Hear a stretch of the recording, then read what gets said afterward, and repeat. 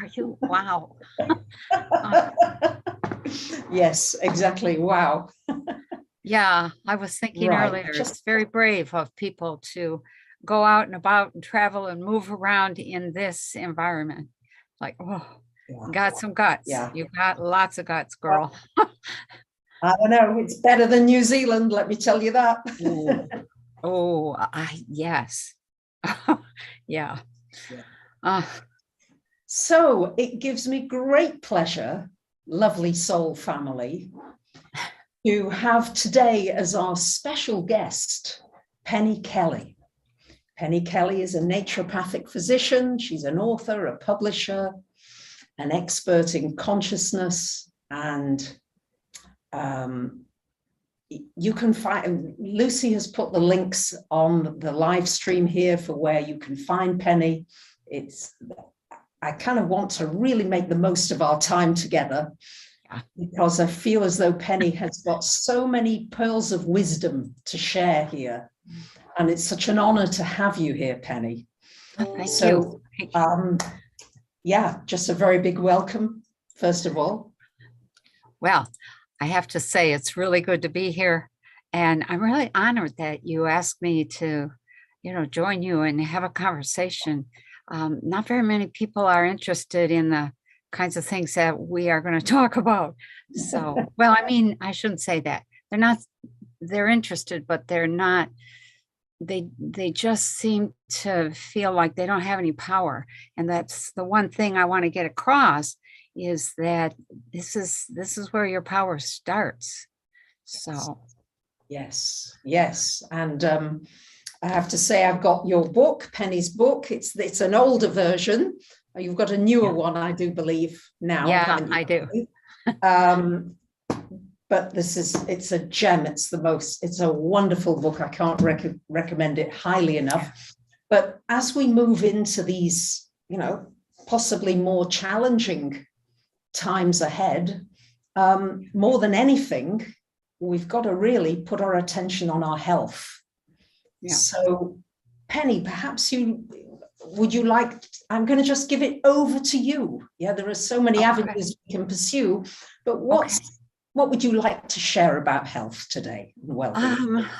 I think probably the main thing is that if you don't have health, if you don't have a high level of health, you're gonna degenerate at a faster and faster rate, and so is your consciousness. And right now, especially right now, we need so many people to be able to hang on to a certain level of consciousness and not give up and not fall apart and not get sick or cave into pressures from people who don't know what they're talking about, and then end up with a whole range of problems that now you have to try and correct. And we're still trying to find ways to correct those problems.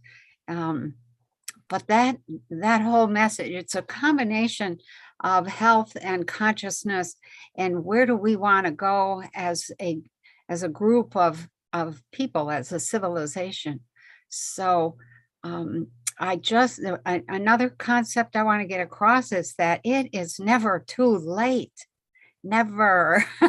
So there are things that I started back when I was 65, and they've made a huge difference. And then, of course, I had developed a routine or a rhythm of always being interested in my health, because I had one string of problems after the next. And so right from the time I was a little kid, 8 years old, I had one string of issues after the next. And so each thing teaches you, oh, you should do this. Oh, you should not do that. And even then, as ignorant as I was, young, we all start out without a huge background in how to take care of a body. But there came a point where I think it was when I might have been 60 at that point. And I thought, okay, I had serious jaw surgery in which they cut the jaw off, moved it back, wired it in place, and wired my teeth shut for 3 months. And that was in my 20s. And the doctors said to me at the time, when you get older, when you get to 50, you might want to, because we've changed all of the relationships in your jaw, it might sag a little. And you might want to get, what do they call that? When you get your face rehung, you get, plastic surgery. I got to 60 and I thought, oh, I'm starting to see that sagging and that, bagging. And I thought, no, how can I deal with that? And I saw the cover of a book on somewhere, maybe on Amazon or Barnes and Noble or something. And the name of the book was something like French women don't get facelifts or something like that, or don't have plastic surgery. And my instant question was, well, what do they do? And my first answer was, maybe they drink more wine. And of course it was not the answer. And I thought, okay, I'm just going to be open to input. And maybe the title of the book was only a come on. I don't know. I never read the book, but it dawned on me that it was about maybe exercising my face. And so I started. That's one of the things I started when I was 65. And so it has made a big difference. You don't age as fast. You don't feel as crappy. And that gives you energy all by itself, just a little bit of exercise. I think one of the things that people should know is that your teeth and the chewing that you do, a lot of older people have lost a lot of teeth and they go to a very soft diet. And that soft diet does not require any chewing. And when you stop chewing, your teeth stop generating electricity. Teeth are piezoelectric. And so when you bite down, and you're chewing, you generate electricity for the brain. And without that electricity, you tend toward dementia, Alzheimer's, Parkinson's, and other things. So it's a contributor. So we need teeth and you have to have electricity. So that, became really clear that you don't want to shift your diet to something that's all pablum or oatmeal or just drinking it. If you do drink, you really need to exercise your teeth, your jaw, your face to generate that electricity. So, those were little things. When I was in my 40s, my mid 40s, I think 44, I got severe rheumatoid arthritis. It was a very rough period of my life. And I decided I was not going to end up like a pretzel. I wasn't going to have surgery. My attitude was, I didn't have this before. Why do I have it now? What has changed? What's different? And that led to becoming a naturopathic physician, mostly so I could heal myself. But my thinking was, well, I want to write so that if anybody else who's interested in being healthy would be able to have the same effects. And so eventually, for about a year, I was walking with a cane. I had my arm in a sling. I had bands around my wrists. It was just really a rough period. And then I discovered that I was not getting any nutrition. And that led to then going to school also to get a PhD in nutrition, which I did all the work for, but then never finished the test. So I have the knowledge. There was just too much stuff happening on the farm to allow me to take the time to do that testing. And so it just never happened. But in the end, it's become, or maybe I should say in the beginning, you end up with a whole new lease on life, a whole new start, a whole new way of doing life. Because I had a couple of vineyards and farm, And animals, I was very, very interested in how do we keep those grapes going? How did we keep those cows going, those chickens, the goats, all of that.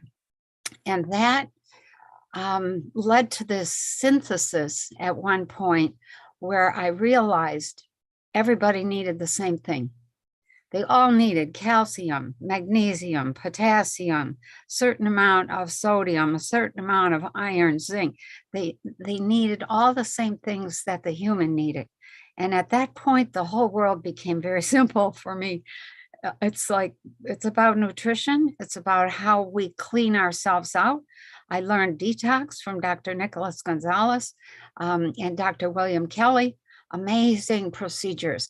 These are hospital grade detox procedures, and they do a masterful job of keeping you healthy and keeping waste matter out of the system. Because as waste builds up, it has a very destructive interfering frequency for all of the stuff that's trying to operate in a healthy way. And when you remove that, wow, the body springs back into life and function, and it's pretty amazing. So those are some things I would say that that are really, I think, important for us at this point in time. Hold on. Excuse me. Oh, that's my sinuses working on me there, which I'm grateful for. But nevertheless, the whole thing around health, around detox, around nutrition, all of that is related. We really have a problem in our world right now.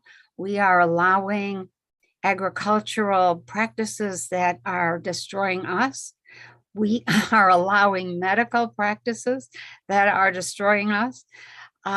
Educational processes that are destroying us. Ignorance is destroying us.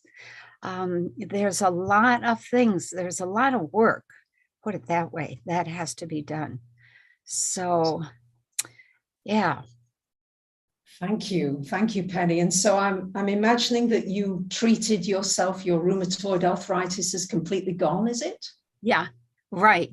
Yeah, it was a matter of two things. One, I had a really serious allergy to solanine, which all the solanine products are potatoes, tomatoes, green pepper, eggplant, and it was like, that's my whole diet. I can't give that up, but I had to.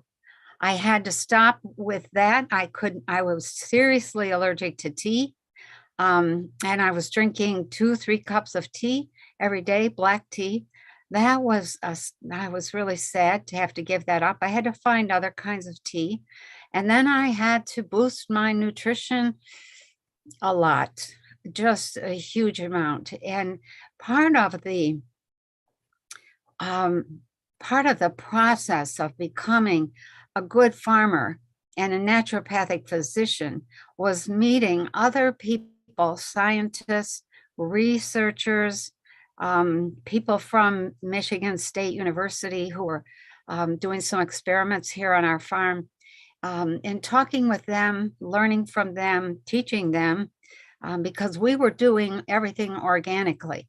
After the rheumatoid arthritis, I was just adamant that we had to stop spraying. We had at the very least. And we had to start adding nutrients back into the soil, especially minerals.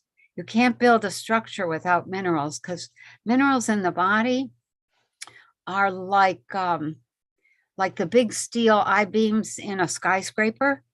You put up that framework and then everything hangs on that. Well, the minerals build the bones, and that's our framework, and then everything hangs on those bones and attaches to those bones. So in the process of working with all these different kinds of people, I learned a lot about what wasn't in the food and how they were trying to either cover that up or make up for it by spraying. So the reason so many people spray so many poisons is they're trying to keep that fruit alive, or that grain, or that vegetable, or that animal alive long enough to get it to market and pass the problem to somebody else. And eventually the consumer is the one who ends up with the problem, because the meat shrinks away to nothing, has almost no aminos in it, no omegas in it. Same with the milk, same with the eggs. The vegetables have, I remember talking with Dan Carlson, who created Sonic Bloom, which is a fabulous nutrient, organic nutrient. And he had his oranges tested, and there was nothing in them, or he had, and then he started using Sonic Bloom and had the commercial oranges tested right alongside his. And it was astounding, the difference. Same with everything, fruit, nuts, grains, there's nothing in them. And the difference between a healthy bushel of wheat and a sick bushel of wheat is minuscule, and so people erase that. The difference is, if your bushel of wheat weighs 62 pounds, you have extraordinary healthy wheat. If it's 60 pounds, that's a 2-pound difference. That's all it is. That wheat has nothing in it. All of the oils, all of the germ, it's not there. Yeah. And so that is, it's really, we're at a critical point. If we don't start feeding ourselves differently with real food that is high density nutrition in it, then we're going to go down. Yeah. We are going down. That's right. And presumably, if we're eating the food that's got nothing in it, we're clogging up our systems and getting more toxic. Yeah, we are. And then the body expends its own resources to dig through all that food and try to find the nutrients in it. And there's no payload there. And so it spends its good resources, gets nothing for it. It's like putting money in the bank and the bank siphons it away. So the problem is that we begin to degenerate. And one of the very first signs of degeneration is in the teeth and the eyes. And the second is in the consciousness. The number of amino acids that prevent irritability is amazing. Just amino acids. Irritability, anxiety, impatience, violence, all of those things. Suicides, that's all the result of not enough nutrition. So, and becoming, the equipment doesn't work, it won't produce. You can't have a feeling or an emotion without the accompanying chemical that allows that. And people do not quite understand that you have to have the chemical in order to have the emotion, the feeling, joy, happy, angry, excited, curious, patient. All of those things are emotional states. They are also chemical states. And those chemicals are produced by frequencies. And when you eat food, the frequencies that you take in restore the frequencies in your body that allow you to produce the chemicals.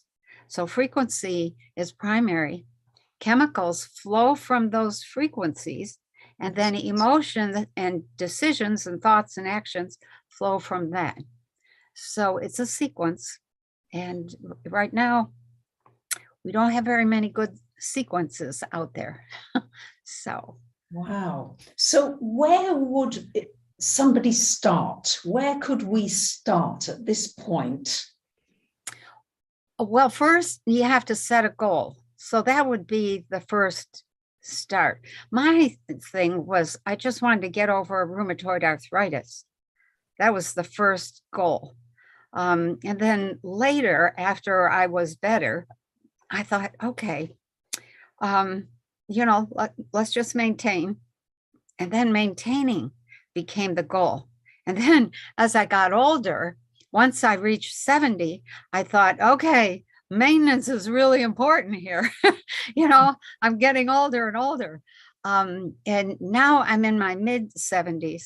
And so now I'm watching and I'm learning and I'm realizing it's really all about everything I learned back in the very beginning. It's about keeping yourself clean in terms of detox. It's about watching for, there are lots of subtle bacterial infections that occur along the way. They get in. They come in because we put stuff in our mouth. That's what it comes down to. And a lot of that stuff we put in supports bacterial infection. Sugar, oh my gosh, bacteria love sugar. And so the goal has been to keep myself in a place or on a diet and taking the supplements that are absolutely basic. And this is something that I think I'm just realizing, and I've been realizing for the last month or two. People take all kinds of things. They see a problem in themselves, and then they discover a supplement that fixes that. And so they start taking that supplement. When you get up to 15, 20 supplements, you lose interest in the supplements. It gets really hard to keep doing that every day. And so people buy more supplements and they sit in the cupboard or on the shelf and they don't take them, or they take them sporadically. And that doesn't do anything. And so the biggest thing I've come to over the last few years, especially as I got into my mid 70s, is that it's really important to do all the basics. Never mind all the specialty stuff. Get the basics covered first. And those basics are enough water, enough exercise, and the right kind of exercise. It can't be the kind of exercise that wears you down, which is what most people do. It has to be the basics in terms of minerals or aminos, minerals, and vitamins. And then you have to do some detox, regular detox. And once you get that incorporated into your lifestyle, then you can tackle the specialty item, the thing that you're trying to do. The one thing I learned when I was trying to rebuild my body to get beyond rheumatoid arthritis was that I could not skip the basics. And so there are, you need 29 aminos on a regular basis. The body will produce some of those, but there are 9 essential ones that you have to add. You have to take those in. And that's, people don't even think about aminos. And the fact of the matter is that if you don't have the aminos, you really can't use the minerals and the vitamins. And so when people take minerals and vitamins, they say, it doesn't work. Well, yeah, it doesn't work because they don't have any aminos. That combination of aminos and minerals produces proteins that are healthy and that are shaped correctly. It's all about shape in the molecule. It's the chemical lattice structure is a whole bunch of molecules all hooked to one another that create a 3-dimensional shape. And that shape is critical. If something's missing, it doesn't work. That protein doesn't work. It doesn't do its job. So there are lots of little things that I wish people understood. But if I were going to say, start with something, would be start with a goal and then start getting organized to be able to meet that goal And to do that, you have to organize or reorganize your time, your life, your habits, and your house. My house here was constructed after as I was learning about health and what I needed. And so we built in a large exercise room, and it is large. It's huge. And so I have a treadmill, and I have space for my yoga mat, and I have a little bouncer, and I have an inversion table, and I have, I don't know, there's a few pieces of equipment in there that various kids of mine, oh, Mom, we need this. And so they buy it and then they don't take it. So I've inherited a few pieces of equipment. And I use those. And there's plenty of room to jump rope or to do all sorts of things in that room. And so that, to me, is an essential space. Why do we have an entire room set aside for a living room to watch TV? Nobody goes visiting hardly at all anymore. And that's what the parlor was for in the olden days. It was to receive guests or to lay out your dead. That's what the living room was. Why do we have a dining room, a huge dining room that celebrates, these giant feasts, when those giant feasts aren't really good for you? What is good for you is the people and the conversation around the table. That's very good. Even when siblings squabble, it's good for you because it teaches you can't treat your siblings as if they are your siblings. You have to treat them as if they are other people that you don't know. And that way it takes away that freedom of, I can say anything I want. I can push buttons any way I want.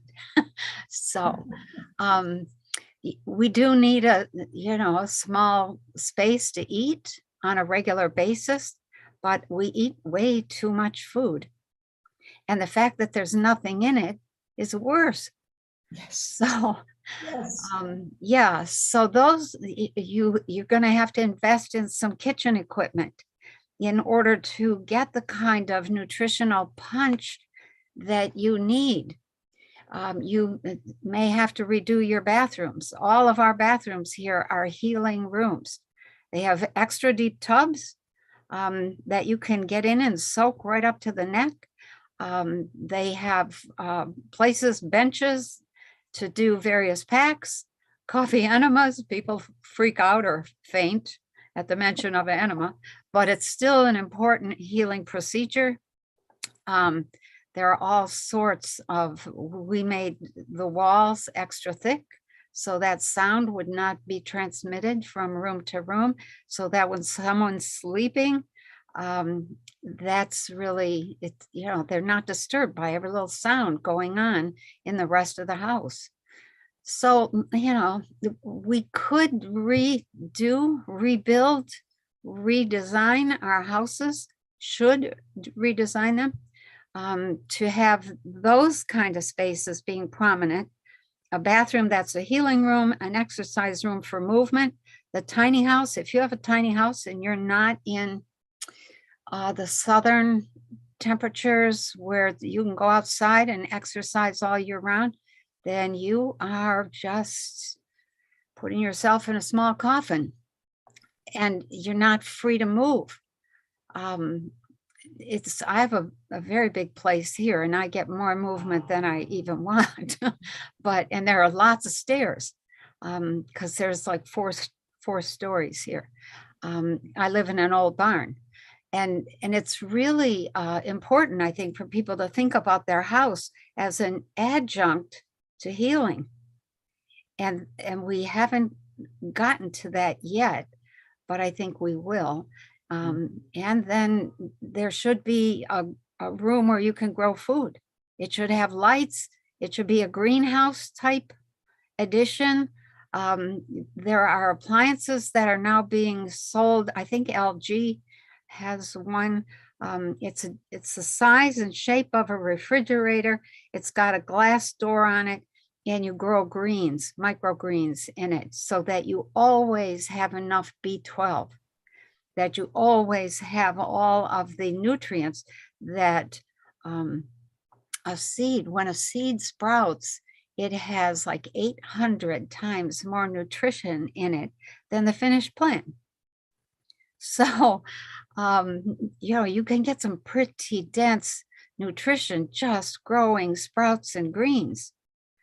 And those are critical. And so, those are some long-term goals in terms of getting to a healthy civilization.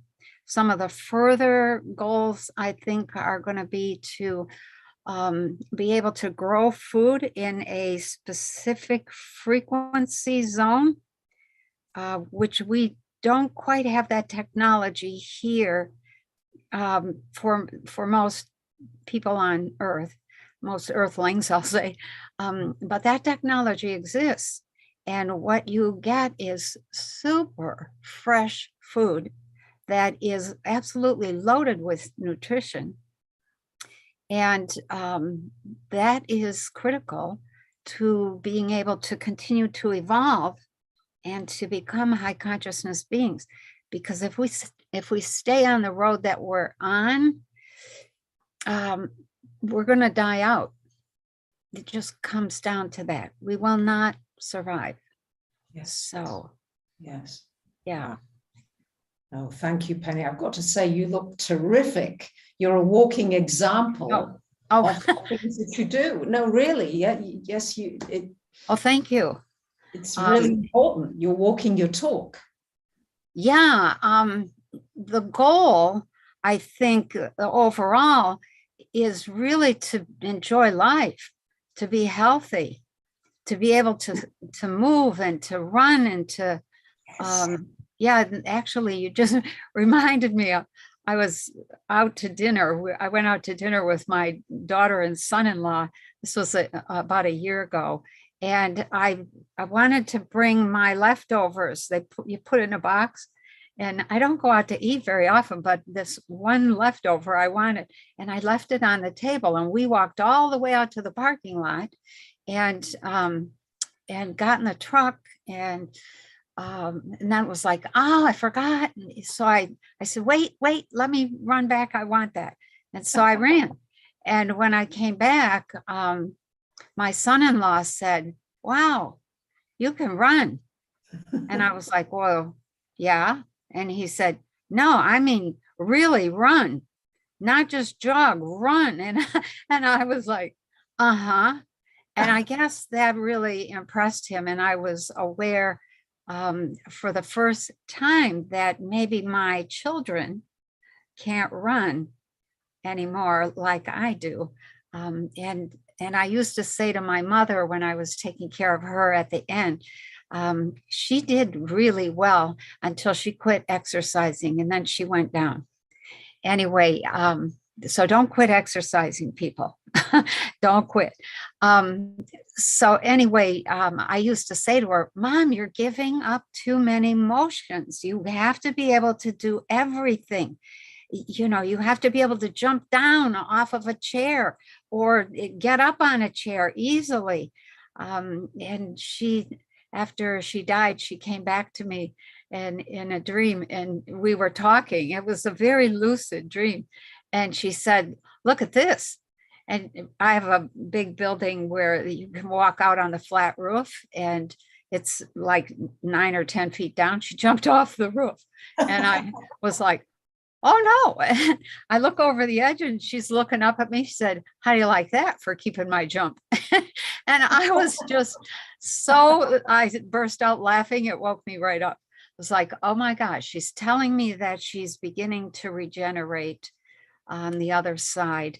Because it's really, it's tough to be here in this particular frequency zone. It's challenging. So. Yes. And that's why I'm so delighted you've come on today, because you've got so much information that people need. I know. I know people. I remember collecting that information um, when I was trying to heal and thinking over and over again, why didn't they teach us this when I was in school? Why didn't they teach us how to maintain a body? Yes. Yes. And they don't. That's it. So, And yeah. so you're sort of scrambling around for information, looking everywhere. Yep. And that was why when I came across your videos and your books, I was like, wow. Yeah. Wow. So many things you just I don't. know. I know. And as I learned them, I thought, I wonder if anybody else would be interested in this. I know people that are really concerned about their health and Yes. they're doing stuff that isn't working. Exactly. Why not do something that works? Exactly. So, yeah.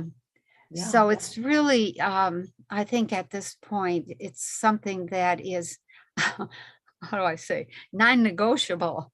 We really have to start the rebuilding, regeneration process. And I think personally that that's a reasonable path out of the troubles that we're having right now. Yes. And those troubles are the result of the consciousness that we've had for the last 50, 60, 70 years. We need a new consciousness, and you can't get that with old equipment. It's not possible. And I've heard you say on many videos that really we were designed to live 10 times puberty. That's right. That's right. We have people that are on record living to 150 with great vitality, 160. The people that I know elsewhere in the universe, 250 is considered a very short lifetime, 250 years. Yeah. It's like, oh my, okay. And we are designed to live that long in order to learn enough to begin to transform ourselves to become eternal, immortal. I will say quite pointedly, quite frankly, that if you want to become immortal, there's lots of different ways to do that. I don't want to get into a whole discussion about that, but you have to have the support of some technology. If you can't, how do I say it, mature spiritually so that you would be responsible with the power of that technology, you are blocked from getting that. So once again, the health, the consciousness is critical in being able to get access to the technology that supports constant renewal, constant regeneration, because that is linked to other technologies that are extremely powerful. And we can't have those. We can't have those till we grow up. So very, very important to understand that we're only living to half of our life potential. People die at 60 and 70 and 80, and they're barely living the last 10 years of their life. Why? And this is something that I ran into. One of my grandkids said to me, "Grandma, what's wrong with you? How come you're not getting old?" And I said, "Why should I do that?" And I think it was when I was 70, at my 70th, they gave me a birthday party at 70. And I said, "What's the point of getting old?" And I realized at that moment that it was a decision. You'll have to make the decision. It's getting old is an excuse to say, "Oh, I don't want to do that. I'm too old for that. Yes. I can't do that anymore." It's an excuse to get others to do things for you. Where does that come from?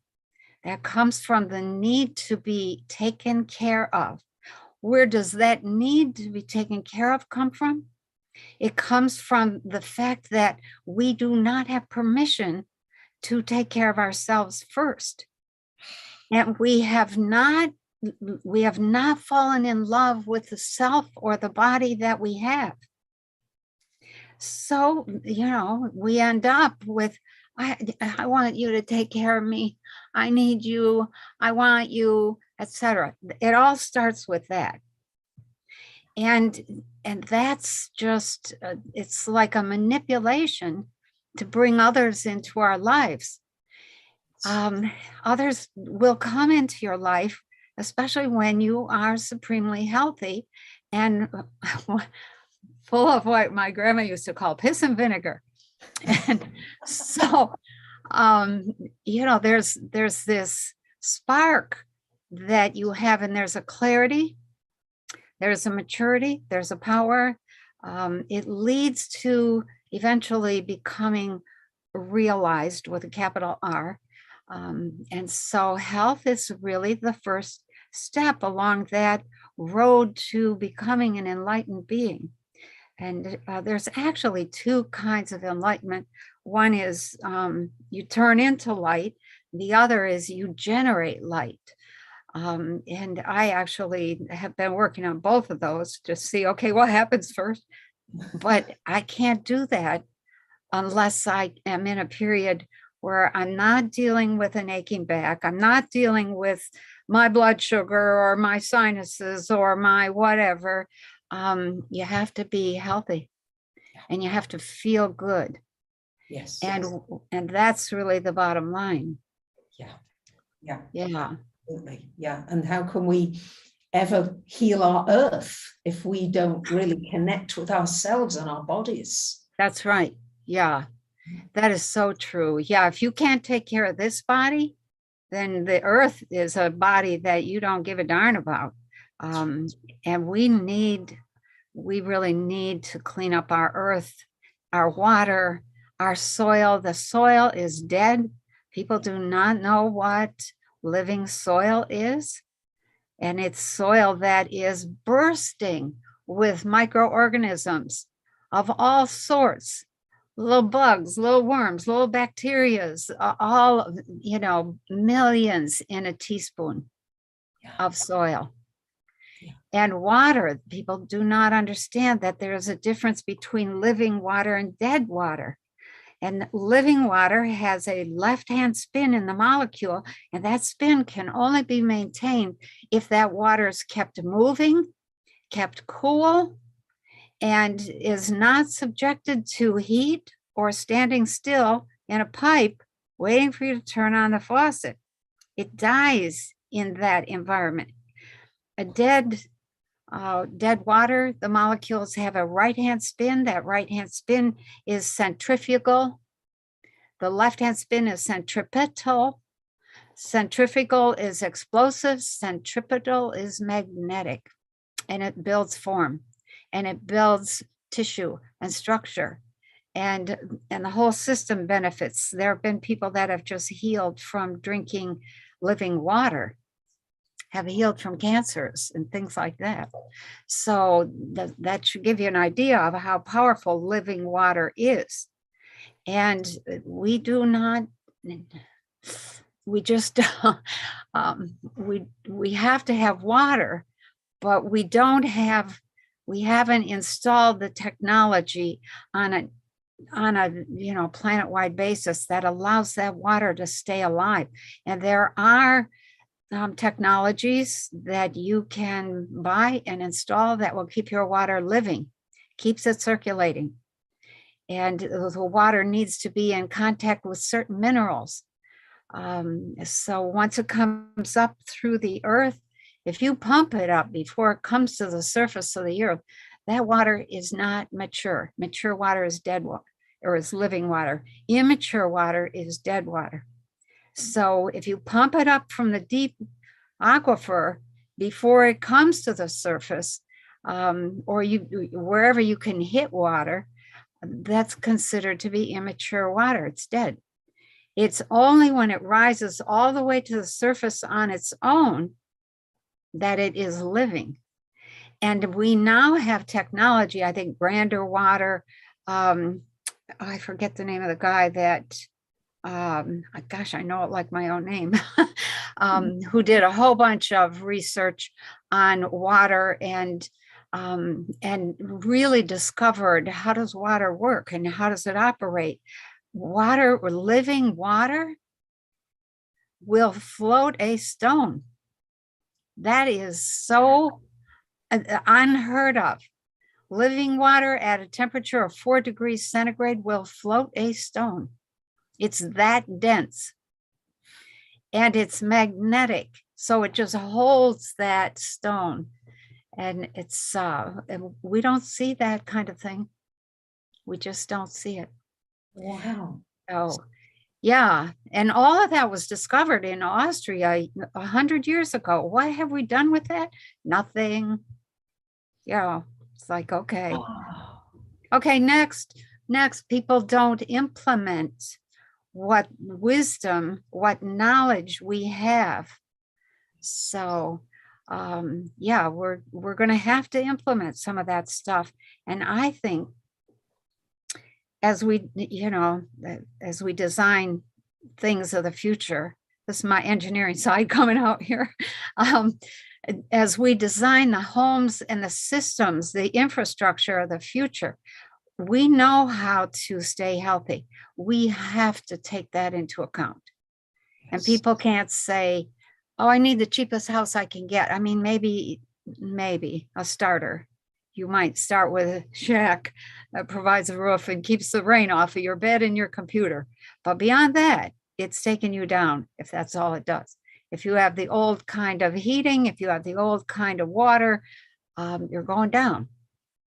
So it's, there are things that we are moving into, things in the future in which the health and the development of consciousness is primary. Right now it's, well, it was money, because very slowly money has replaced Mother Nature. As we moved off the farms and away from the countryside and into the cities, there's nowhere to have a big garden, not very easily anyway, in the city. Architecture is now moving into creating green buildings, and some of them are beautiful. Oh my gosh, where the whole building, the whole core of the building is open. Yes. And there's a huge garden on every floor that feeds the people who live on that floor. Yeah.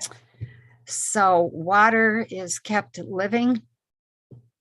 There are places that I think we could develop. There are small towns, cities, condos that could be designed to support and promote health. I think every home should have an exercise room. So that you don't have, an excuse to sit and watch TV. That's just not healthy. It's not healthy physically, and it's not healthy emotionally, and it's not healthy mentally. And then your spirit suffers. So, yeah. Isn't that true? Yeah. So as a starting point, Penny, because I mean, let's start with water, because without water, high quality water, we're going down, as you would say. That's true. Yeah. What can we do practically to have living water? What would be your first step? Interestingly, we did quite a few experiments in the lab, learned a lot about water. So a couple things. Number one, shaking water in a jar, keeping it in the refrigerator, shaking it for a few minutes before you drink it, that helps. I don't like cold water. I hate it.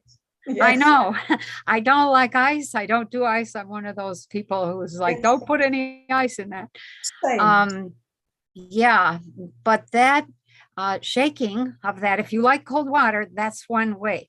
Another thing that we discovered, and this was repeated over and over, is that if you know somebody who's pretty good at healing, or who has access to plasma tubes.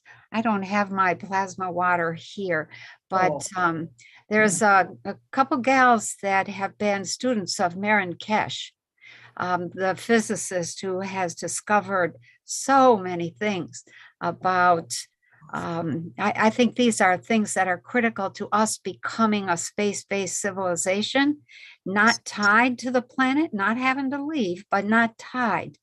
We have options, in other words. So these two gals, Heather Bryant and Linda, they make these plasma tubules, and you just get a couple of tubules and you tape that to the side of your water jar, which should be glass. And that structures your water because that plasma gives off very powerful frequencies. There's a huge field of energy around that water jar, and the water in the jar ends up structuring to match those frequencies, to match that water, living water. So that's one thing. A very good healer who has a lot of practice healing people can take a jar of water and put her hands around that, and she should face east, because we found that the direction you faced made a huge difference. Nothing happened facing north and south. Something happened facing west, but a huge effect was found when we faced east. And that then, that changes the structure of that water. And then you keep that water in the fridge, and you have, let's say you have a quart jar. I drink out of a mason jar. And so if you put, I did this for quite a while. You put a couple tablespoons of the water that's been charged facing east in the mason jar every morning, and you leave it alone for like 20 minutes. It's about a 10 to 20 minute threshold, and that changes the structure of that water and is very healing for you. If you shake it, that helps. So that, and then if you want to do something that is really very much more permanent, and where you don't have to fiddle with all those kinds of things, then you can invest in, I don't know what it's called, but I know that the actual, it's the Grander water. The Grander was, I think, somebody who invented or who copycatted. Hang on one second. Sure.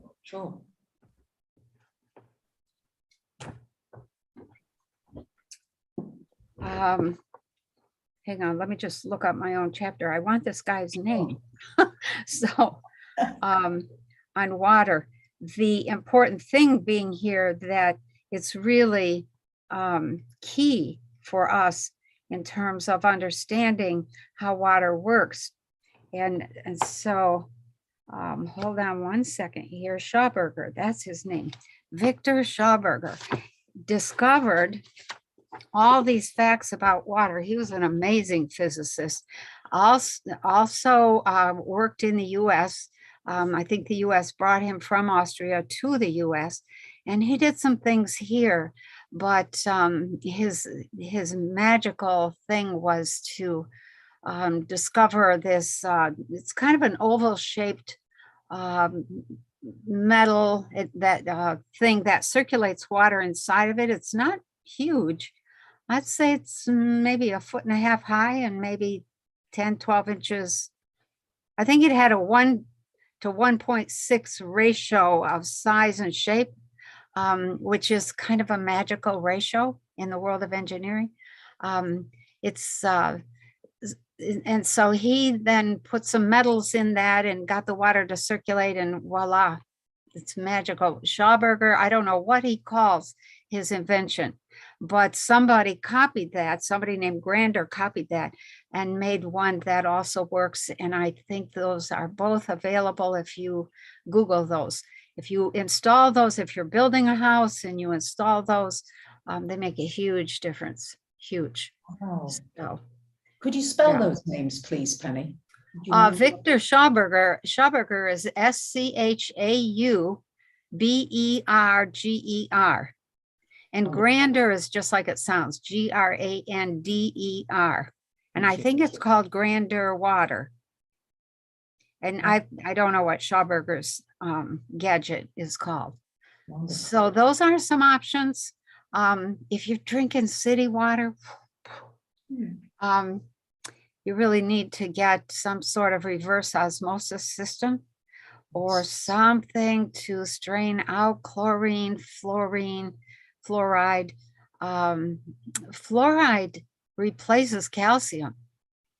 It's much more chemically active, and it also has the same structure that it fits into the receptors for calcium. And that is a huge problem, because what happens is your teeth go down, your muscles, your bones, everything goes down. So you can't drink water with fluoride in it. The lie that's been perpetrated for so many years around fluoride is criminal. I'm so sorry to, and I'll argue with anybody.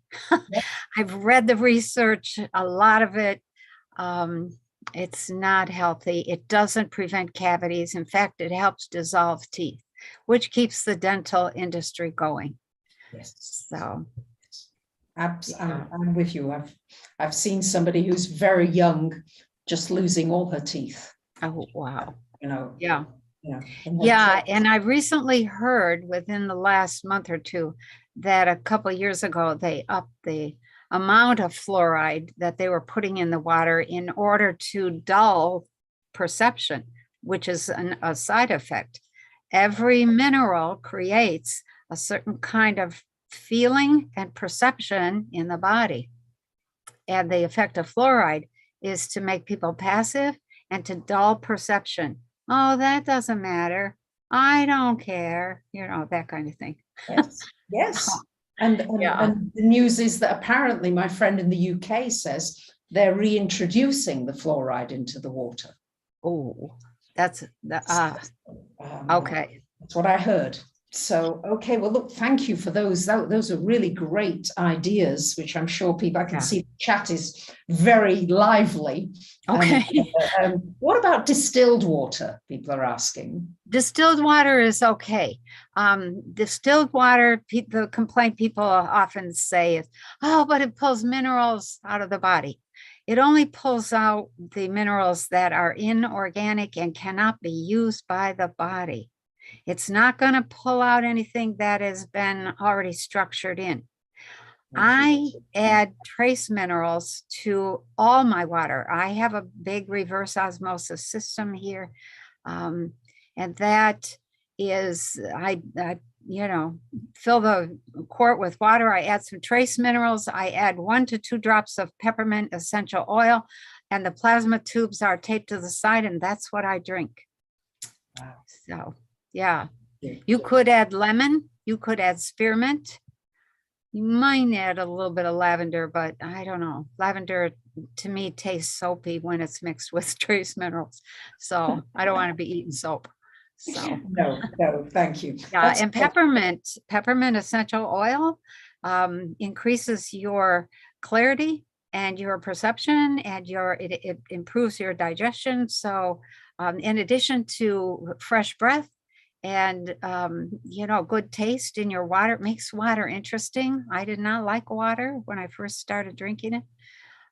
It does a lot to make water much more interesting, and you will drink it as opposed to just go to the sink, turn on the faucet, get some water, drink it like that. So. Wow. And so once the water is warm, does it become dead at that point? Is it not as alive as when it's cold? That's correct. You're supposed to drink it when it's cold, but not icy, but not ice cold. Cool. Spring water is typically going to be about 50 to 55 degrees, maybe in there. Refrigerators keep things somewhere around 40, just above freezing. Yes. The freezing range is 32 to 39. And so most refrigerators are set to 40. That's a little cold. Why we need refrigerators is because the food rots. Yes. So in ancient days, you didn't have that problem. Excuse me.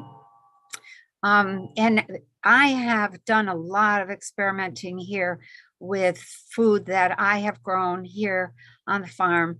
And that when I grow lettuce and I harvest that lettuce and I set it on the cupboard, it is still fresh and crispy several days later. It does not rot. Cucumbers do not rot. Peas and beans will stay in the refrigerator for months without getting moldy or rotting. That is not the case when you buy grocery store food.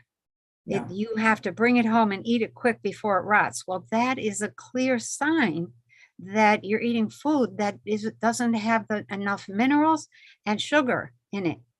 So all fruit, all vegetables, everything has a load of sugar in it that's called Brix, B-R-I-X.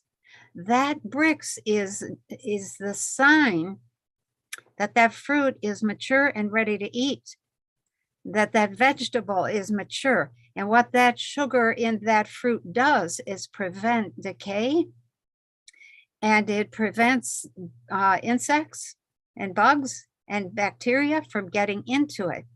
When you can peaches or can pears or can apples, you peel them, you slice them, you put them in the jar, and then you add sugar water.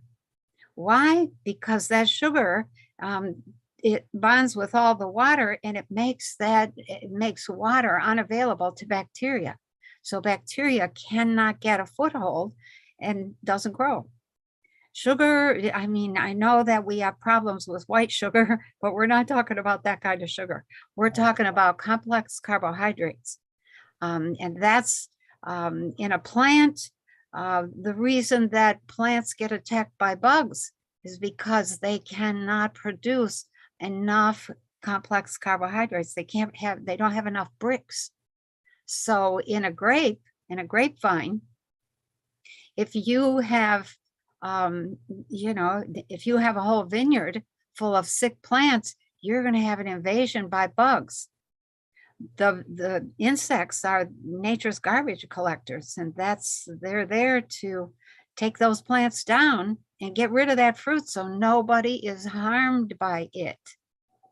Wow. And of course, what do? We come along, we need to spray those bugs. We need to spray that. It's got a fungus. We need to spray to keep that fungus away. No, that is the exactly worst thing you can do, because those sprays have not only poisons, but they have heavy metals in them. And the heavy metals land on the soil, and then the plant takes that up and structures that right into the fruit. There's no way to wash that off. The only thing you can do is not eat it. So heavy metals then get into the system, they destroy us. You can't spray with pesticides, fungicides, herbicides. There's all sorts of stuff that before we went organic in the vineyards, we were spending $15,000 a year on poisonous sprays, and you could not go in the vineyard after spraying for at least 3 or 4 days. That's crazy. I was like, what? And we're going to eat this stuff? How does this work? It doesn't. It doesn't work for the long term. Yeah. It's putting a Band-Aid on something. What has to happen is that when the soil is full of minerals, the plants uptake those minerals. Those minerals allow the plant to make carbohydrates. And they have to make those carbohydrates before the second generation of insects is born, which usually happens depending on your region. But in Michigan, which is where I am, that happens by mid-June. You have insects that are coming out, they're starting to attack, but there's not very many. And so farmers hope that their plants will be able to make enough Brix to resist the second generation, which comes along about mid-June, and by mid-July you have the third generation. And if you have bad plants or bad soil, it's over. You can't spray enough to keep those insects away, because they travel around. The plant gives off a frequency that is unhealthy. It's cloudy, it's off, it's out of tune. Those insects fly around. That's what those antennae are on their heads. And they fly around and they are searching for signals coming off of plants that are unhealthy. And even when you put two plants together, one healthy and one unhealthy, and you intertwine their leaves, those insects won't touch the plant that is unhealthy or that is healthy. They will only go after the plant that is unhealthy. And if they eat from the healthy plant with a lot of bricks in it, sugar bricks, they get a bellyache, and it can be so excruciating that they die. So a healthy plant kills bugs all by itself. We just do not have an understanding of how Mother Nature works, and how we fit into that, that program, that plan. Farmers cut down all the trees around their fields. Whoops, hang on here, my internet is unstable. Okay. I'm getting messages, and I have to keep my own frequency down, otherwise it interferes with signal. It's really important to understand that trees are homes for birds, and birds wake up every morning at dawn, and they start to sing. That bird song ranges from 4,000 to 5,000 hertz. And that frequency, 4,000 to 5,000 hertz, is exactly the frequency that plants need to hear to open up the stoma on the bottom of the leaves. There's all these little mouths on the bottom of the leaves, and they drink in the morning dew, which is loaded with minerals that have been brought up from the deep soil by the plants during the night when it's cool. And they drink that in, and they use those minerals to then build themselves out in a nice, healthy fashion. When you cut down all the trees, the birds go away. There's no bird song. The plant's mouths don't open to drink in the morning dew, and the plant suffers. And then it's not healthy, and then it gets attacked by bugs, and then we spray it, and then we're not healthy. So that's the vicious circle we've gotten into. Wow, that is a vicious circle. And how do we get back? Because we've lost over 80% of the diversity, of the biodiversity in our soils. Yeah. So how do we get that back? How do you grow things now in better soil? Can we make the, yeah? Okay.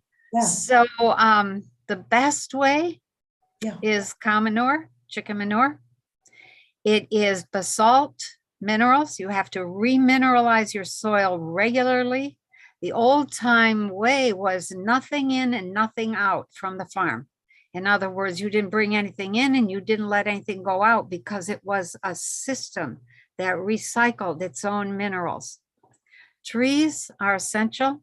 You have to have trees around that produce leaves, because trees mine minerals from deep in the soil, bring those minerals up and use it to grow leaves, and then drop those leaves on the soil, which remineralizes the soil. So you collect those leaves and you put them on your garden, and that remineralizes.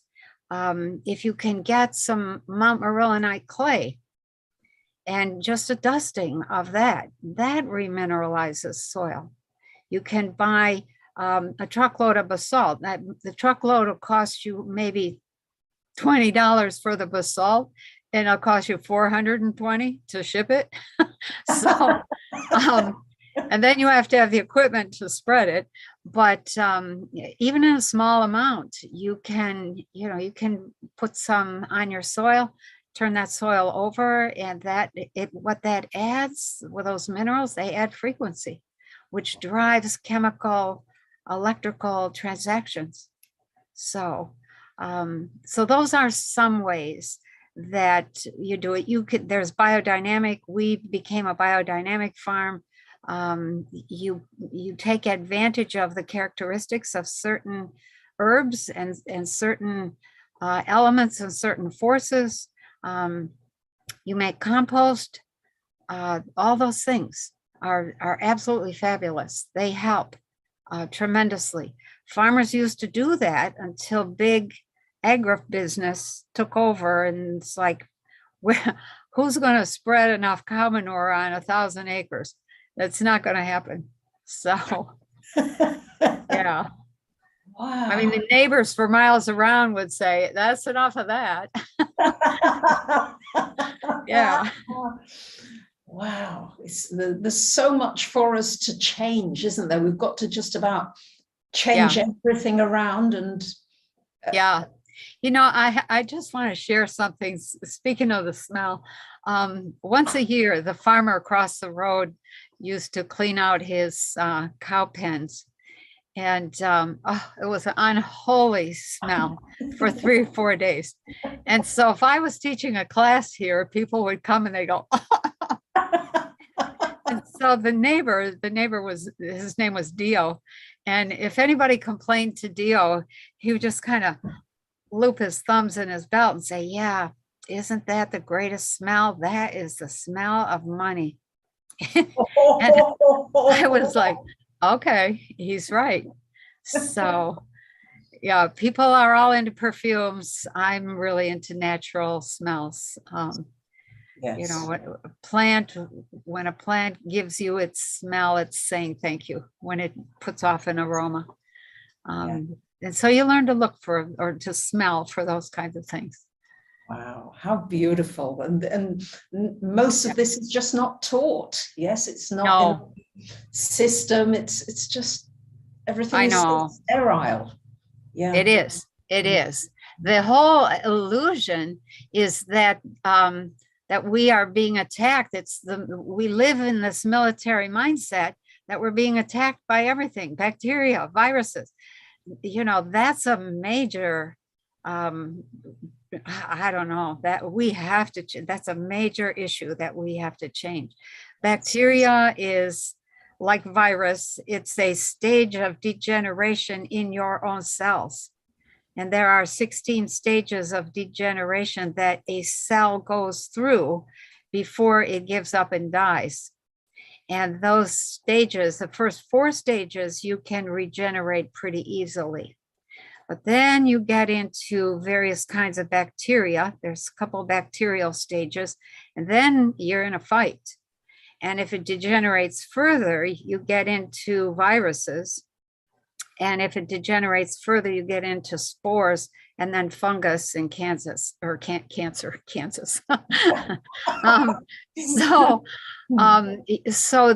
the idea that we're being attacked by these things from somewhere out there, that's not true.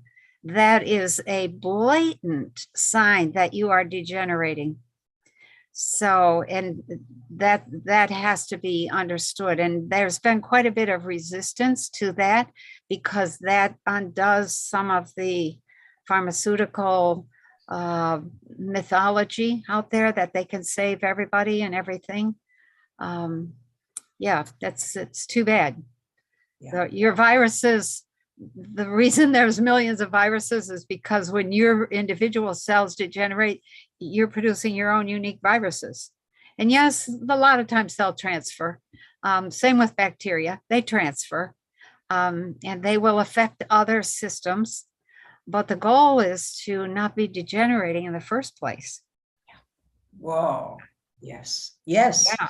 And as I've heard you say on another video or two, we need to have a good immune system so that in 30 degrees you can go out without a coat. That is true. Yeah. That's called high immunity. In the 100 years ago, there were still a few people around who had high immunity.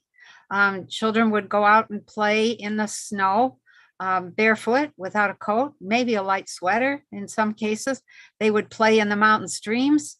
That didn't bother them. I used to, when I was younger, I used to think, how did those people who lived in teepees stand the winter? They were up in some very cold areas. But that was how.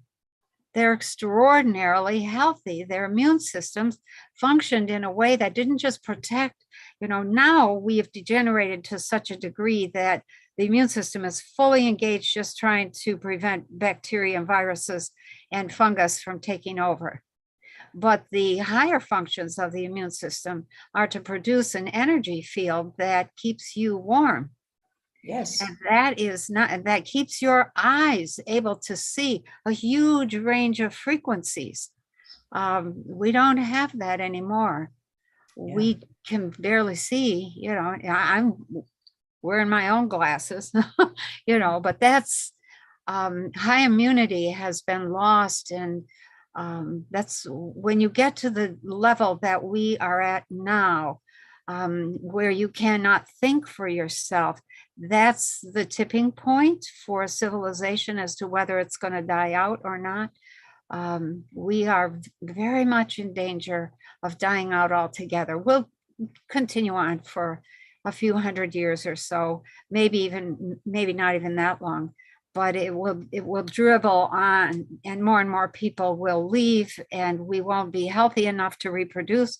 At a certain level, reproduction cuts off. Voila, we can't have any more babies.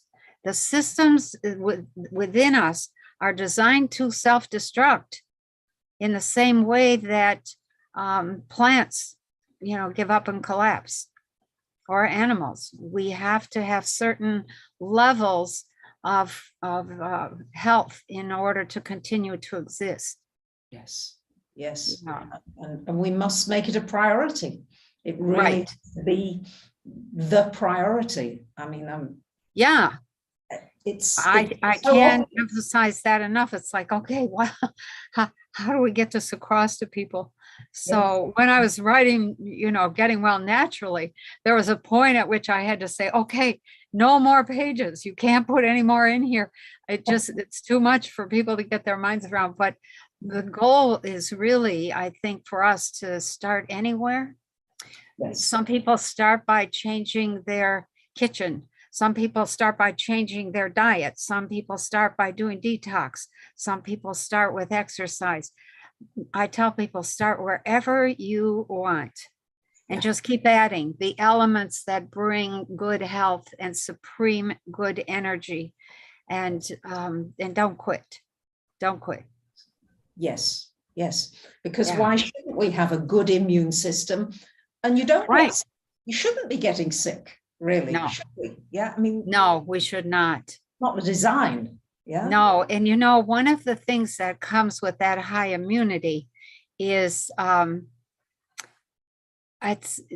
there's no tendency toward argument, irritation, competition, or war. And that is not well known. And that was some of the work that was discovered, some of the work done by Dr. Weston Price when he was traveling the world trying to figure out why. He was from Cleveland, and this was, I think, in the early 1900s. And he was looking at people saying, everybody's losing their teeth.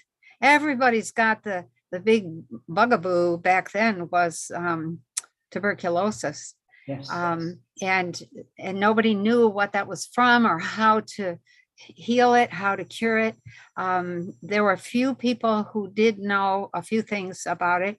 And to heal tuberculosis, they were sent to farms where they were told to drink so much milk and eggs and cheese and butter, and just keep on taking that in, and maybe they'd make it.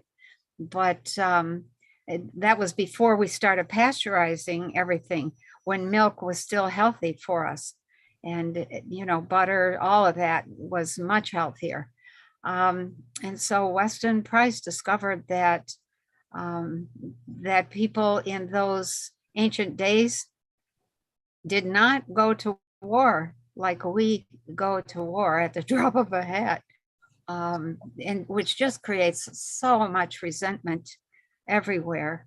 And that resentment then has to get even, and then you're in that kind of vicious circle. So, yeah, I think one of the things that really struck me was his report of being up by Scotland, and he was on, I don't know if it was Stornoway Island or something, 4,000 sailors going out to fish every week and coming back to spend the weekend with their wives and their children. Not one single fight, not one single argument, all kinds of singing, laughter, dancing.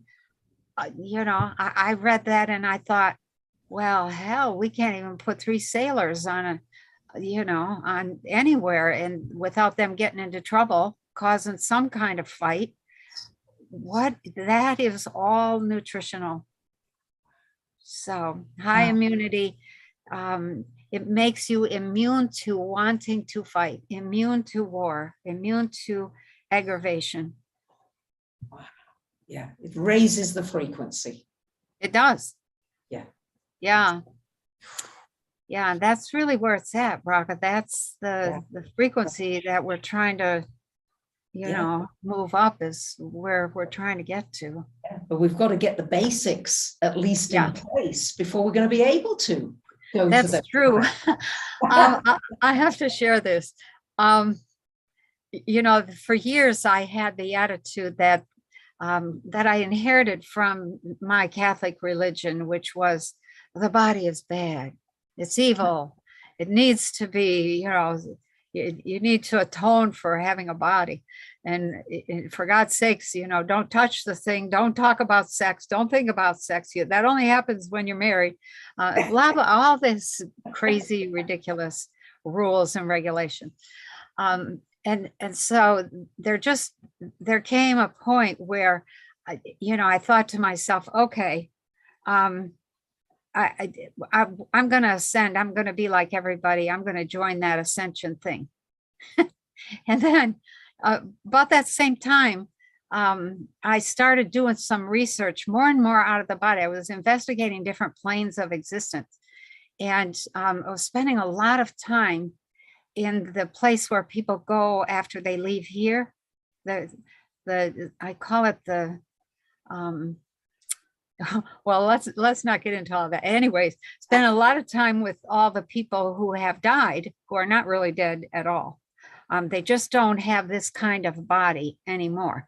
And they're all talking about, well, I'm coming back and I want to come back here. And they're in line to come back to here. And I'm over here looking and listening to everybody, including myself, saying, oh no, I'm out of here. I'm going to ascend.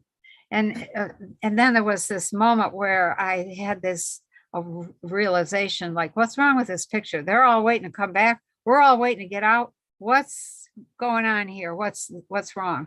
And what I realized eventually was that you can only transcend to become an immortal being if you have a physical body to work with, and trying to get out of here just ends up bringing you back, because it happens here.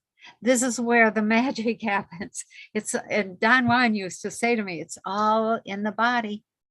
It's all in the body. And I would listen to that and think, what does he mean by that? It's all in the body.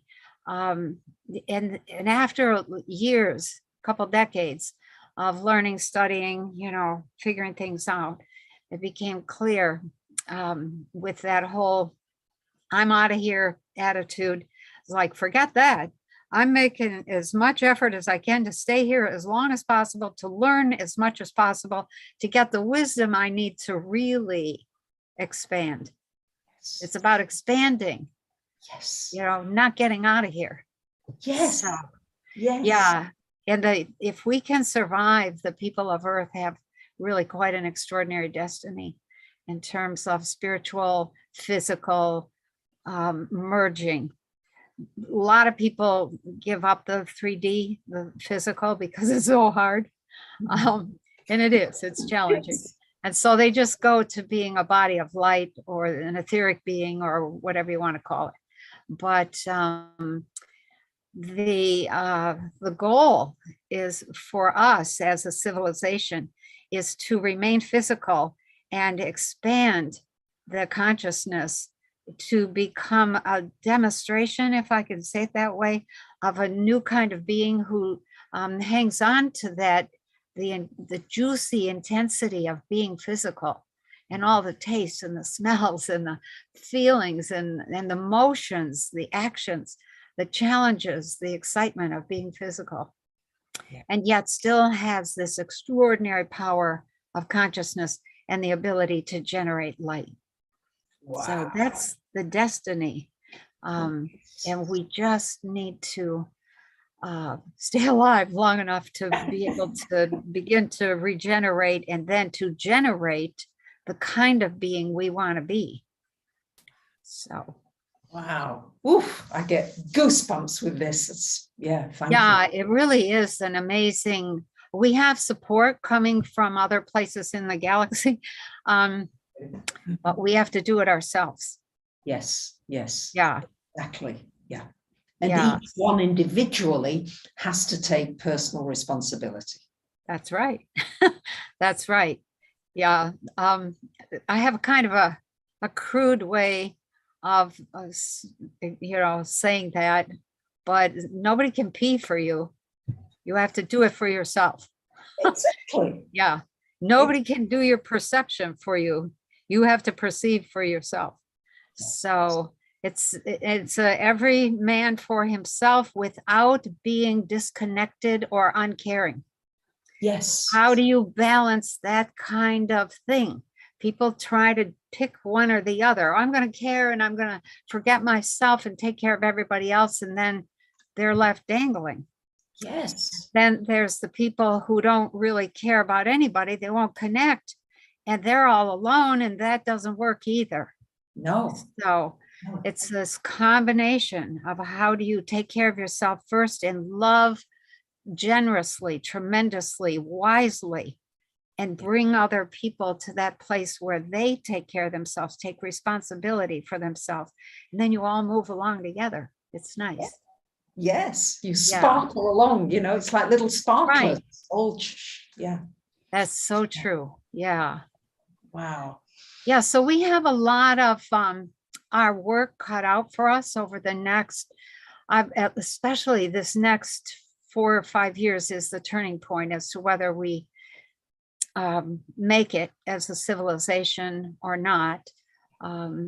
If we don't, well, there's other places in the universe where you can put your consciousness. But this is a pretty exciting place. The richness of this place, the diversity is extraordinary, just extraordinary. So the part of the great excitement is watching us. I speak about the excitement. It's really the excitement of others watching us. And here's some of their attitude is, look what they're doing to themselves, and they're still alive. Look at the ridiculous, stupid, destructive crap that they keep on dumping on their own heads, and they still keep going. That is what that's what fascinates most of those others out there, is our resilience and our, I don't know, I would call it Yankee attitude, but that's too local to the US. It's a can-do attitude. And that is our strength. So I think if let's not test that to see how bad we can make it before we collapse. Let's do something a little different. Yeah. Yeah. Oh gosh, Penny, I could talk to you for hours, and the chat is so alive. There are many, many questions coming along. Oh, I'm just well, you want to share a few? What time is it? They're coming a little fast.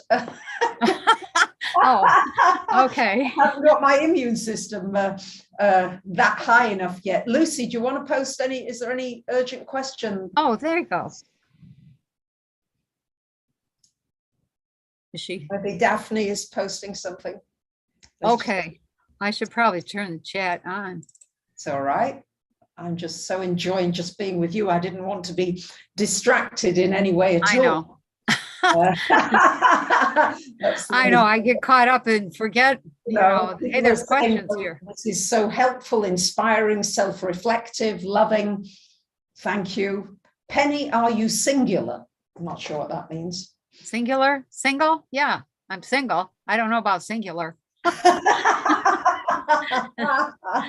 my. All right. Anything else here? Any questions? Now You is know, Mm. I think it just, we probably can't answer very many questions, but I love question and answer, because then you really know that you're talking to the people that want to hear something, that you're Exactly. being able to satisfy some question.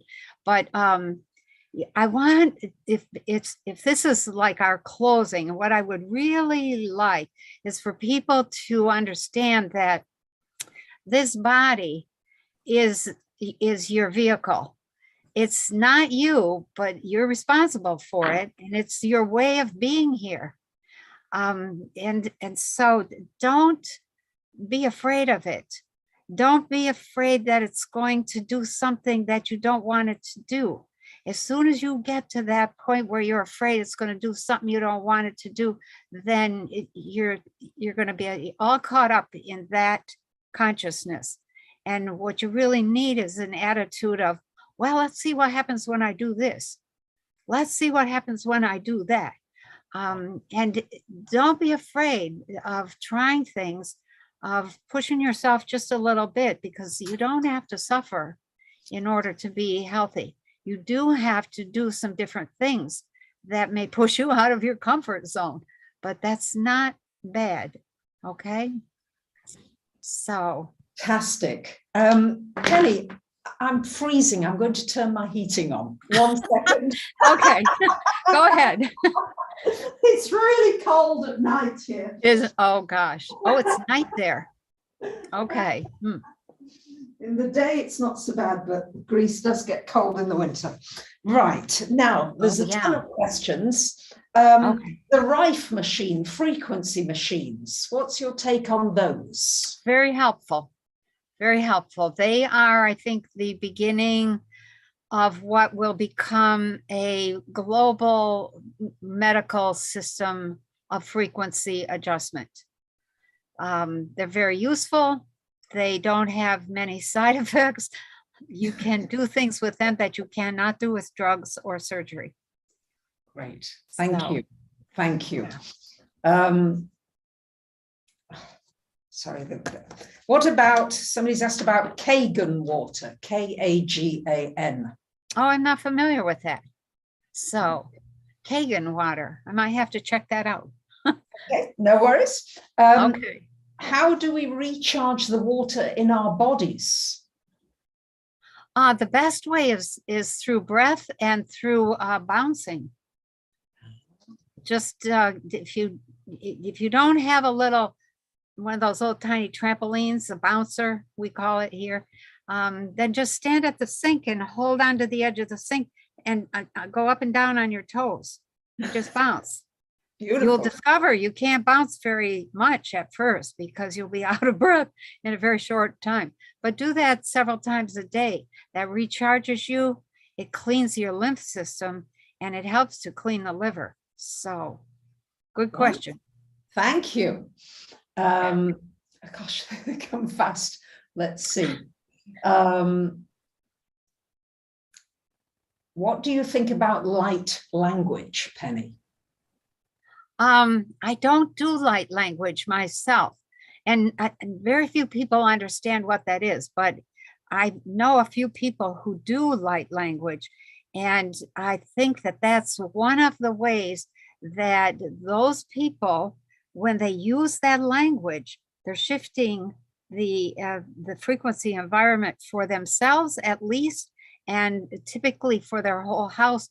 But the truth is that you're shifting it for the entire planet.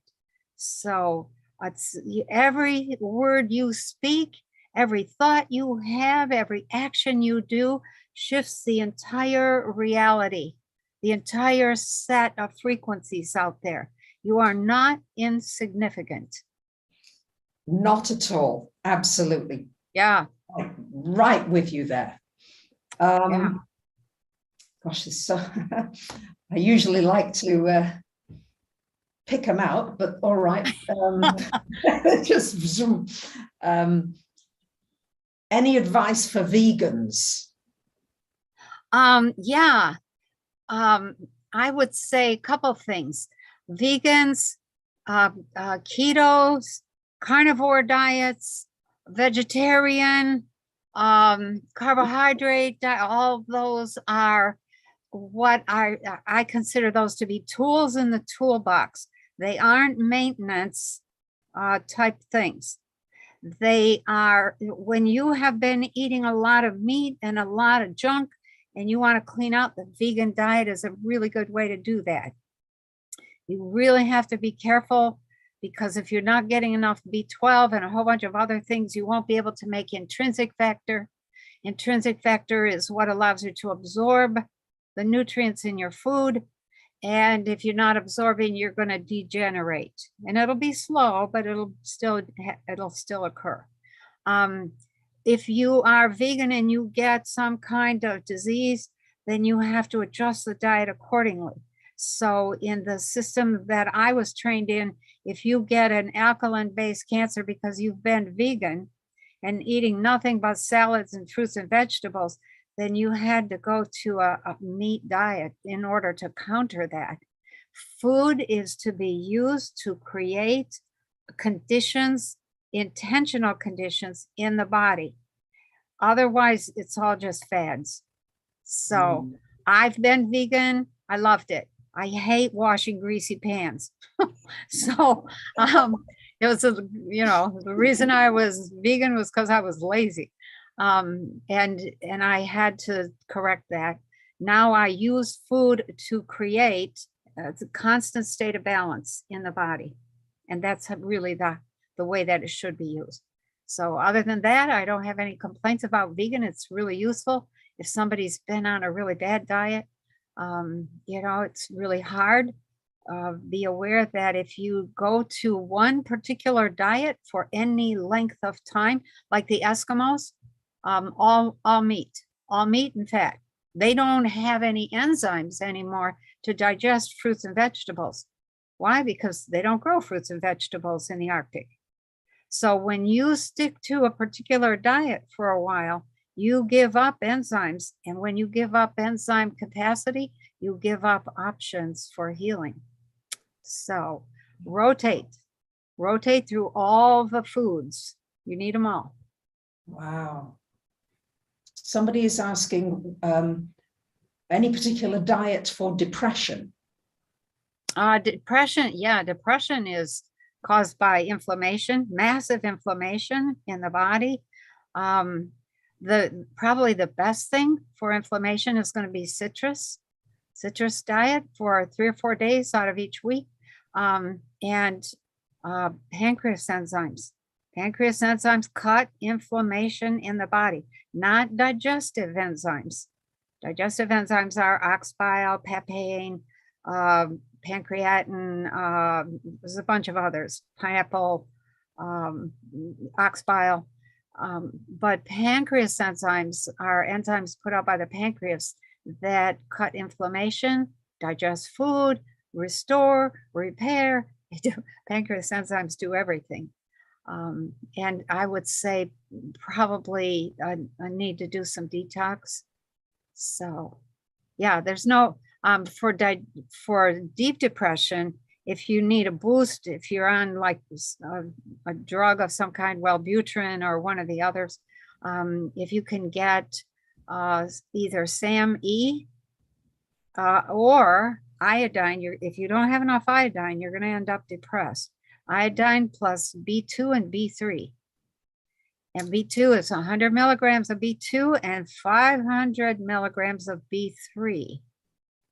So that plus iodoral with 12.5 milligrams, maybe even 25 milligrams of iodine will just end the depression.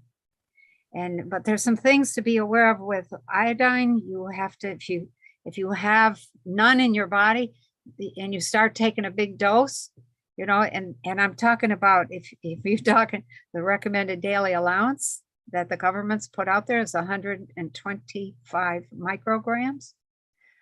The 12.5 milligrams is 1,000 times that, and that may not be enough.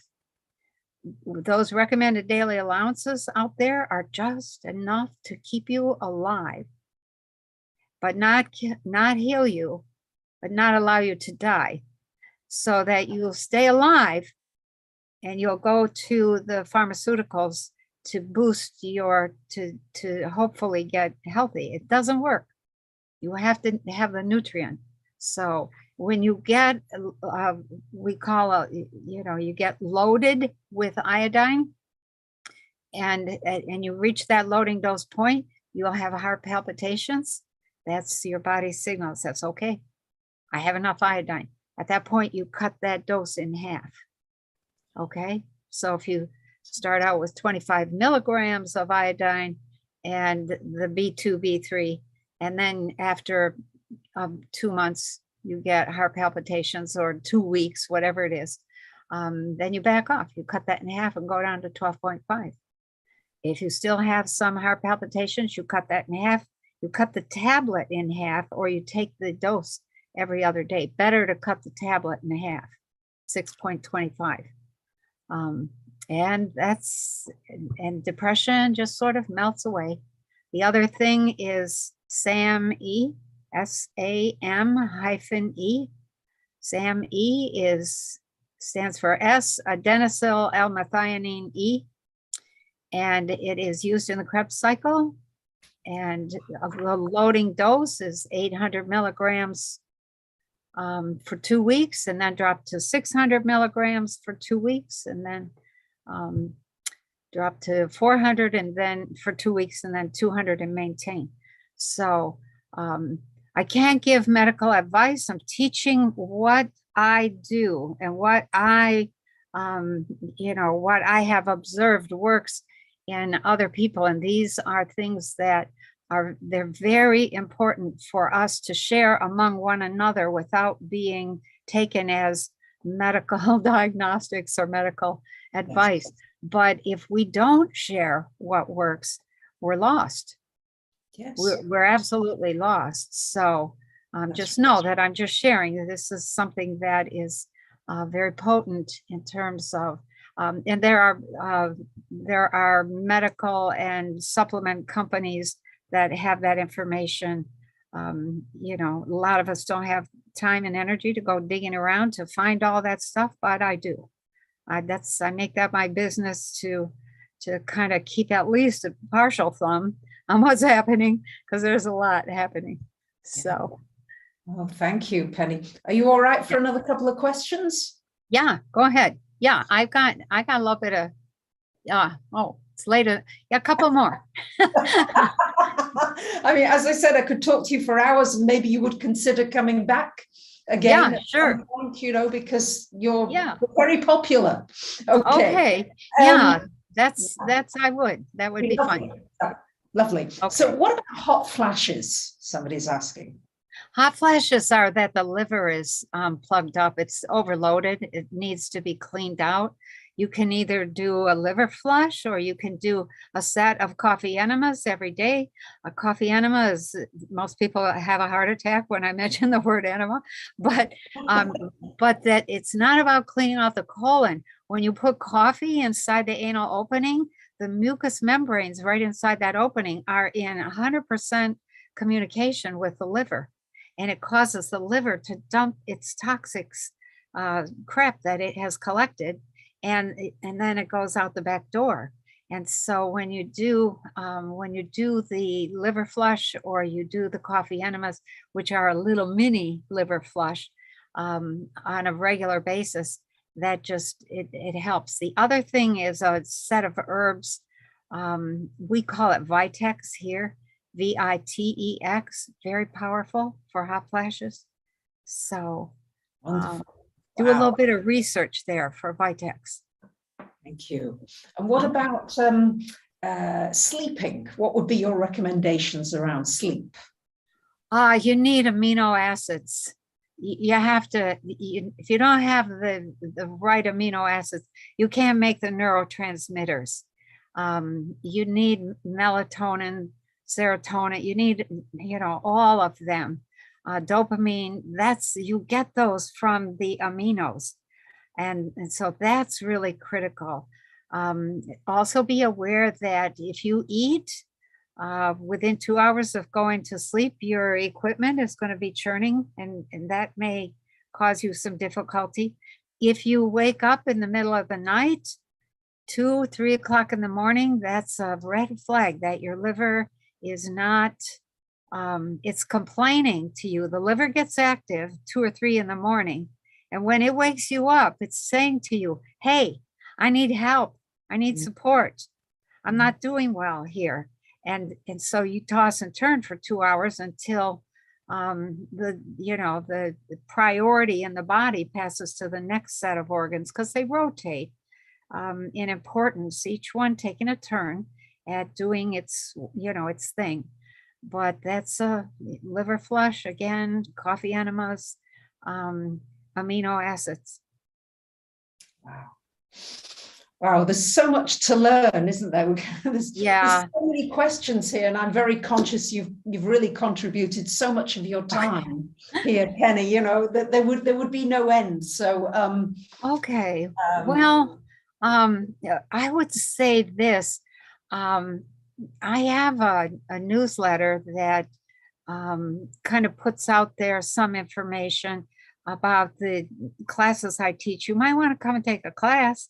That's some of your time and your money, but it's, sometimes you just hear one thing that you're like, that's what I needed to hear. Yes. And the other thing is, we have a tea and consciousness. A lot of people get on the tea and consciousness on Monday evening, or we do it the first, second, and third Mondays of the month. The first and third Mondays are in the evening, but the second Monday of the month is for people out of the US or in other time zones. So it's at 2 p.m. Eastern time, which makes it a little easier for other people, people in Europe, etc. But the thing is not so much, well, you can ask questions when you come to the tea, but while I'm talking, the same thing is happening like going on here. There's all kinds of chat. People are trading information and things that work for them. And so you learn from others, and you discover there's a whole bunch of people out there that are trying to figure this out. And it really comes down to what works for you. The oldest rule in the world, in the universe, is know thyself. And when you know what you can eat and what you can't eat, how you need to sleep, where you need to live, how you like to work, what exercises work for you, what detox you need to do, when you know that, you can begin to just dive into the first level of knowing thyself. And then you go deeper. Know thyself doesn't stop with, it's not a lot of people think of it as a psychological thing. That's not even, you're not even hitting the surface hardly. So know thyself is really the journey. It's the great journey. There's nothing more exciting. Nothing. Yes. Wow. I want to highly recommend Penny's book here, Getting Well. Yeah, here's a new version. Please, thank you. Yeah, this is the new version. It's on Amazon, Getting Well Naturally. Yes. So and I think you can get it at Barnes and Noble, stuff like that. So you can download a copy from my website, which is only digital. But if you want a physical book, then that's something different. So you got to go to Amazon. Okay. I wondered whether you wanted to mention anything about the zeolite, because there's so many heavy metals out there. Yeah. And that's true. Zeolite, if you're looking to start some detox, and hang on one second here. And you don't know where to start. One good place to start is with zeolite. There's a couple places that I recommend that people get zeolite that I think are really good quality and that do the job. And zeolite is like a mineral, like a clay almost, that it has a lattice structure. It's a chemical lattice structure that attracts heavy metals, clamps onto them, and carries them out of the body. Sometimes if the zeolite or the detox procedure is only enough to disturb the heavy metals, then you get into trouble. They circulate and get into all new places. You don't want that. You want to be able to disturb them, clamp onto them, and get rid of them. So zeolite is a great way to start. If you can't get zeolite, there is bentonite clay in suspension. It's by a company named Sonne, S-O-N-N-E. They have wonderful bentonite clay. And so that helps, that attracts, it helps keep parasites down, pulls heavy metals out, normalizes digestion, provides minerals. So that is a possibility. But we have on our website just this week, we have a promotion. Zeolite is expensive. And it's the promotion this week is you can get a bottle of it for only $5. It's normally $75. And you just take a few drops each day, a couple times a day. And then it starts the process of pulling heavy metals out of you. Without some of the serious rashes and other problems that can occur if you're doing what I call doing a half a job of detoxing. You just stir things up. That's a half a job. So yeah, so you can go to my website, Consciousness on Fire. I think the promotion lasts until Sunday the 12th. So there's a few days left on there. It's great. We may run it again later, but it's zeolite is something that I recommend a lot. And people write, where can I get it? So we finally said, okay, let's put this out there and make it easy for people. If you're looking for it, it's right there.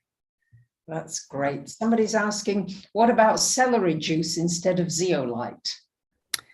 You can get some effect. Celery juice, cilantro, both pretty powerful in terms of stirring up, but they are exactly the thing. You have to drink a lot of celery juice and you have to do a lot of cilantro. And the problem that we have is that the world is so toxic that it's coming in faster than you can shovel it out. And so where celery and cilantro both are very helpful in keeping that stuff available for zeolite to latch onto, it doesn't work fast enough. And by the time you get enough celery juice in you to be able to actually do the job, you have so many other things that you haven't eaten, and you end up out of balance. Now, detoxing, if you commit to a year of cleaning yourself out and detoxing and adding supplements, there's a certain level, I don't know what to call it, a rate of efficiency that you have to maintain, because if you start and stop, it's rough. It's detoxing, a year of detox, heavy duty detox, of the kind that I have outlined here in the book. That's gonna take some of your energy. And there can be side effects, a few side effects in terms of a rash. I got a rash on my breastbone and on my shin bones and along my arms. Every place that the bone was close to the surface of the skin just erupted. And at that point, then you have to do something like a castor oil, olive oil sweat bath, because the skin is your best and biggest detoxer. And when you can't shovel it out fast enough, the body starts trying to put it out through the skin, and that's what causes the rashes and the eruptions and the itching, and so the baths become critical. So celery it's very good for arthritis. Celery juice, it's very good for the brain. Cilantro, very good for any kind of heavy metal toxicity, but they don't have quite enough power and punch to do a really good job. So take that for what it's worth. Don't quit the celery juice, just add the real detox. Yes. Oh, thank you. We're being asked, who are the girls with the plasma water?